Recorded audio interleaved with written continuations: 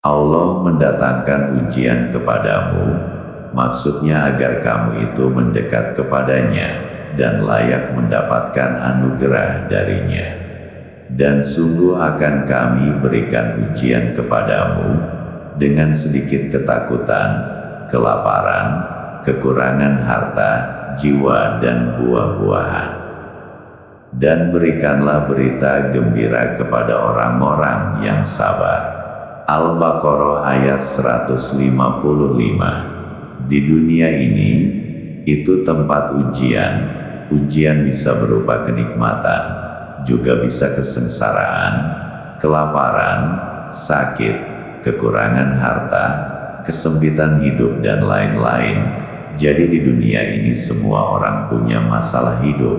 Dan masalah hidup itu namanya ujian. Ujian itu didatangkan Allah kepada kita, agar kita berlari menuju Allah, lebih bertawakal dan bersandar kepada Allah. Ujian itu akan diterapkan, kalau kita mau naik kelas. Itu kalau kita pernah sekolah dulu, jadi tidak akan diuji. Kalau belum ada kenaikan kelas, begitu juga ketika ada kenaikan kelas, lalu kita diuji, kok gagal dalam ujian, maka kita tidak jadi naik kelas, alias mengulang sekolah lagi, dan nanti juga akan ikut ujian lagi. Ketika kita di sekolah dulu, yang paling tidak mengenakan itu semalaman kita belajar bab A, ujiannya yang keluar soal bab B, yang tidak kita pelajari, walau isi ujian itu remeh, karena tidak dipelajari. Akhirnya jawaban ujiannya apa jadi gak tahu, padahal remeh. Misal ujiannya cuma ngisi pertanyaan, siapa nama penjual es dawet di perempatan? Kalau tahu sebelumnya pertanyaannya kayak begitu saja kan bisa tanya sebelumnya namanya siapa. Padahal kadang tiap hari beli es dawetnya, tapi karena tidak tahu itu nama orang akan dijadikan pertanyaan ujian, jadi gak nanya. Dalam hidup itu juga seperti itu, ujian akan diberikan oleh Allah, karena kita dianggap sudah pantas naik kelas, maka diturunkan ujian oleh Allah. Dan ujian itu selalu sesuatu yang tidak kita sangka dan kita duga. Tapi yang jelas Allah selalu menguji dengan sesuatu yang tidak jauh dari keseharian kita. Bisa saja ujian itu dari suami, istri, anak, tetangga, harta, dan lain-lain. Intinya ujian itu agar kita selalu bersabar dan ridho terhadap ketentuan Allah, tidak menolak dan tidak berontak. Tapi rata-rata manusia itu ketika diuji, maka tidak kuat, karena hilang kesadaran dan akal budi bahwa apa yang menimpa itu dari Allah. Ujian yang amat sederhana akan berat, karena tidak memahami apa maksud ujian itu menimpa, sehingga ujian menggoncangkan kesadaran dan menggoyahkan keyakinan.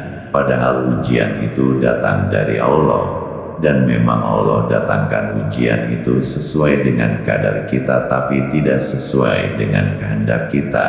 Saya umpamakan semalam kita mempelajari A, soal ujiannya yang keluar malah soal B. Ingat semua orang di dunia itu pasti diuji, bukan hanya kamu saja yang diuji. Sekecil apapun ujian, kalau kamu rapuh maka ujian itu agak berat. Ujian seseorang yang punya kedudukan tinggi di sisi Allah akan lebih berat ujiannya, dan seseorang yang rapuh akan makin ringan ujiannya. Tapi akan terasa berat, bukan beratnya ujian, tapi beratnya karena rapuh diri sendiri. Seorang yang kuat mengangkat karung beras sekarung, mengangkat beras sekarung tentu tidak berat, tapi bagi orang yang opname di rumah sakit, jangankan mengangkat beras sekarung, makan nasi sesendok saja sulit ditelan. Mengapa nasib saya begini? Mengapa saya hidup pahit? Mengapa oh mengapa? Mengeluhkan itu tanda kita gagal dalam ujian.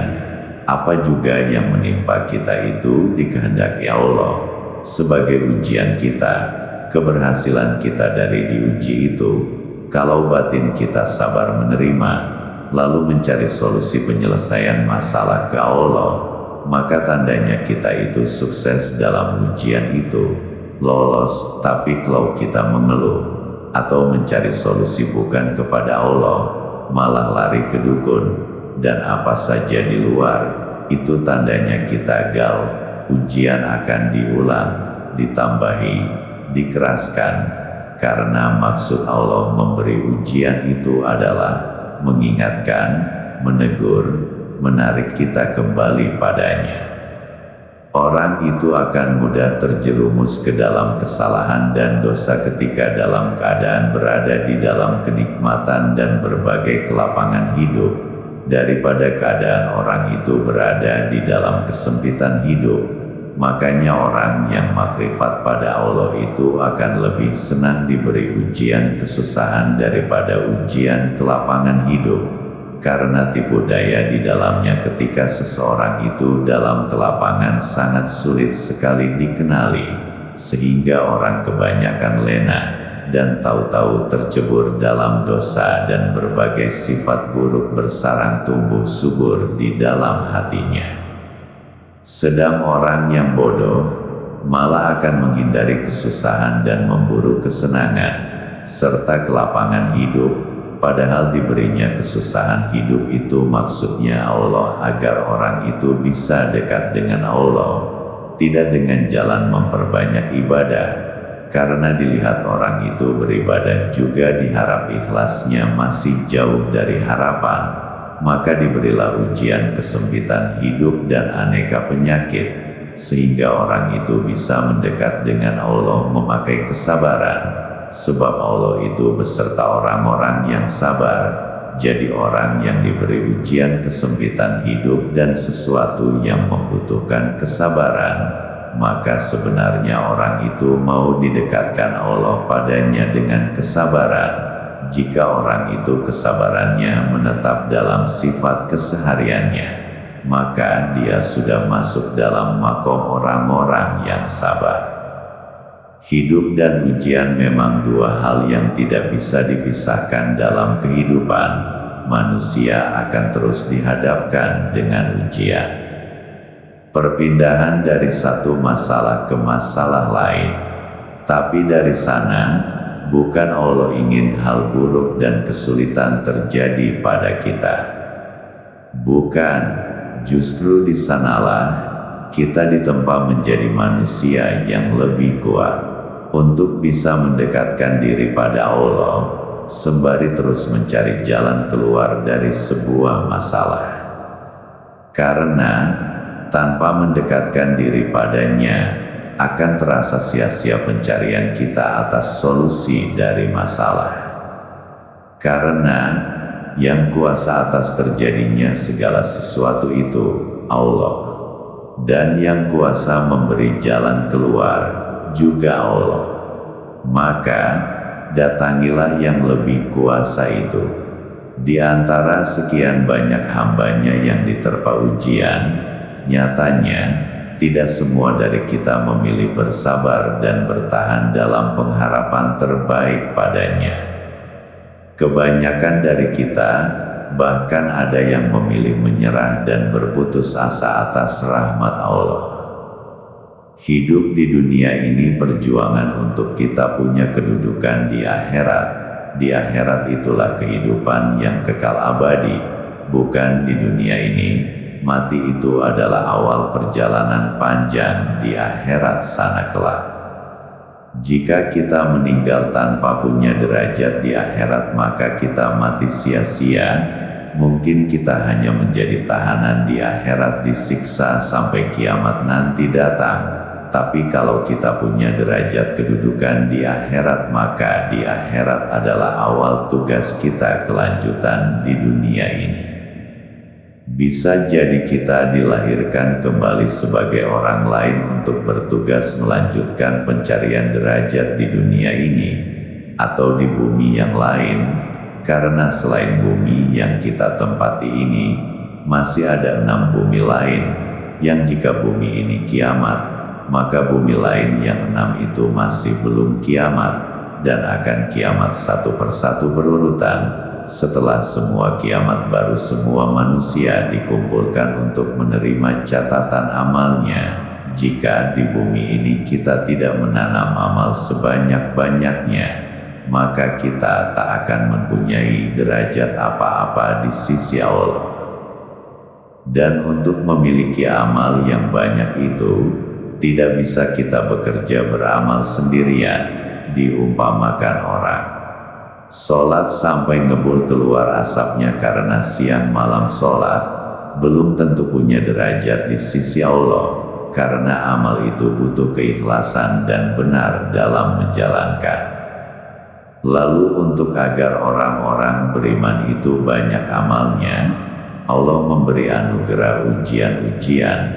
Allah memberitahukan keutamaan beramal dengan berjamaah, bersama-sama lebih baik dari amal sendirian, dan Allah mendatangkan iblis untuk dijadikan ujian, agar manusia cepat naik derajatnya, tapi kebanyakan manusia kemudian malah tertipu daya oleh tipuan dan rekayasa iblis.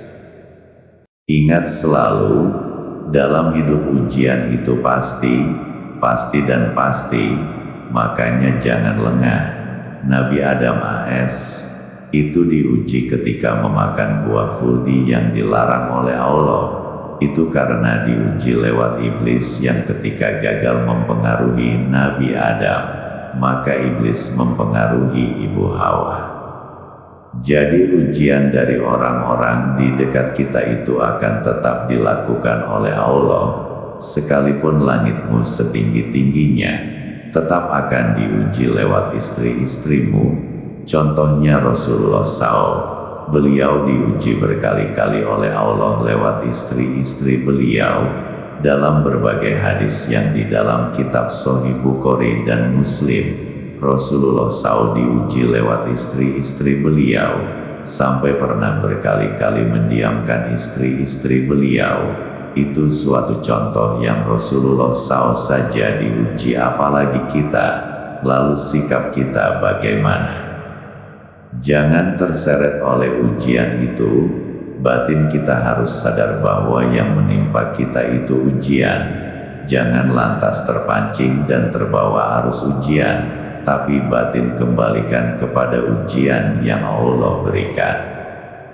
Bahwa dengan ujian, Allah mau memberikan anugerah. Anugerah tak bisa diberikan tanpa adanya ujian. Harus ada ujian dulu baru ada anugerah. Maka bersabarlah, ridhokan hati, lapangkan hati menerima ujian yang diberikan Allah. Jangan terpancing dan lantas marah. Jika terpancing dan marah, maka kamu kalah oleh ujian itu. Ridho, rela, lapang dada, buat berzikir dengan konsentrasi penuh. Karena jika kita sudah ridho dengan ujian yang Allah berikan, maka selesai sudah ujian itu, bisa sekejap mata, mudah dan simpel, ujian diangkat Allah, maka selesai, dan anugerah datang.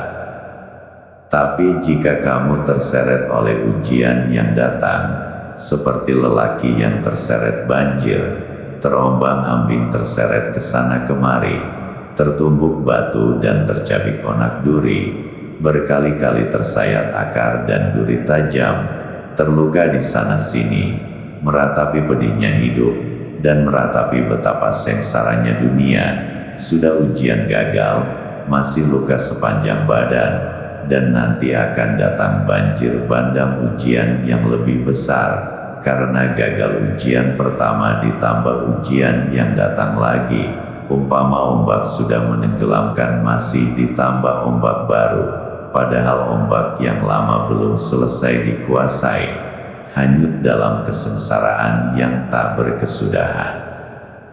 Jika orang tahu manfaat dan nilai ujian, maka orang itu akan selalu mengharap ujian akan datang.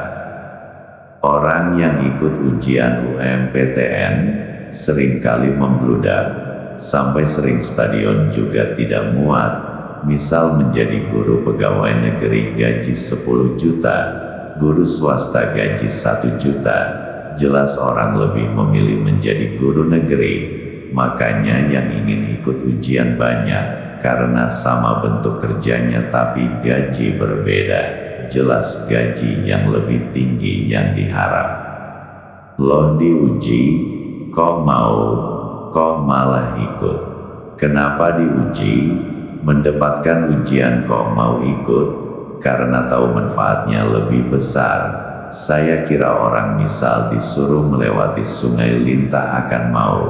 Kalau di seberang akan mendapatkan hadiah mobil mewah seharga ratusan miliar. Kenapa mau? Karena tahu manfaatnya. Kita di dunia ini kan ada diberi berbagai ujian. Ujian dari Allah. Ujiannya ya macam-macam. Ada diuji jika punya istri cerewet, suka membentak suami, malah suaminya dicubiti sampai merah-merah wajahnya. Kalau diajak hubungan suka gak mau, atau istri malah main sama selingkuhannya, atau diuji sakit yang harus ke dokter padahal uang minim. Anak minta uang untuk study tour, padahal gaji belum diberikan. Sudah bekerja malah bosnya kabur. Belum punya tetangga yang jelek perangainya selalu ngajak bertengkar, selalu suka memfitnah.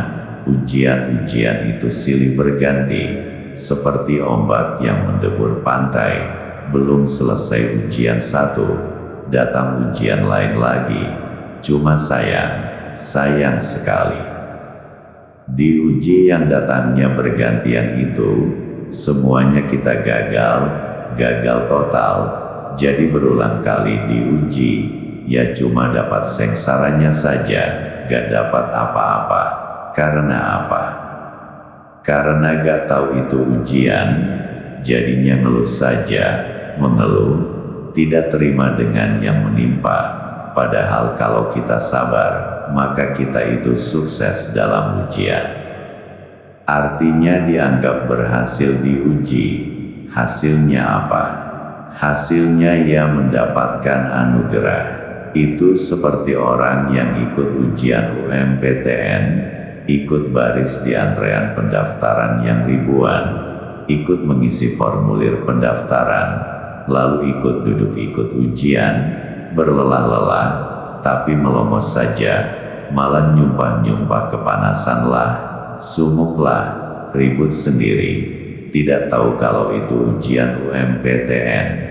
Tiap tahun bahkan tiap ada ujian UMPTN ikut, tapi yaitu ikut ramai-ramai dan nyumpah-nyumpah. Sampai tua juga tidak bakalan jadi PNS. Karena tidak mengisi kertas ujian, malah kertasnya digambari bebek seanak-anaknya. Ujian dari Allah itu seandainya orang tahu, maka akan minta kepada Allah didatangkan ujian. Orang itu rajin beribadah, siang puasa, malam zikir sampai pagi, selalu sholat berjamaah, selama ribuan tahun, belum tentu satu tingkatan langit terlewati. Tapi jika diuji sakit, difitnah, dihujat, dicela, dimusuhi banyak orang, disantet, maka bisa saja 100 tingkatan langit terlewati. Jika menerima ujian itu dengan sabar dan syukur. Kamu ingin diuji dengan tipe teguran, atau mengambil tes ujian sendiri lalu kamu isi kolomnya dengan santai? Sebenarnya sama, kamu itu akan diuji Allah dengan ujian plus teguran. Kalau ujian kayak begitu ya tergantung Allah yang menguji. Tapi kalau kamu mengambil ujian kamu sendiri, dengan berlapar-lapar puasa, dengan sendirian duduk sendiri berzikir, dengan sendirian dikala orang tidur kamu terjaga melakukan sholat malam, kalau sudah begitu namanya kamu mengambil ujianmu, lalu kamu jalani sendiri dengan pelan-pelan, sebab sebenarnya konteksnya sama. Diuji sakit tak boleh makan ini itu, dilarang dokter makan ini itu samakan dengan puasa.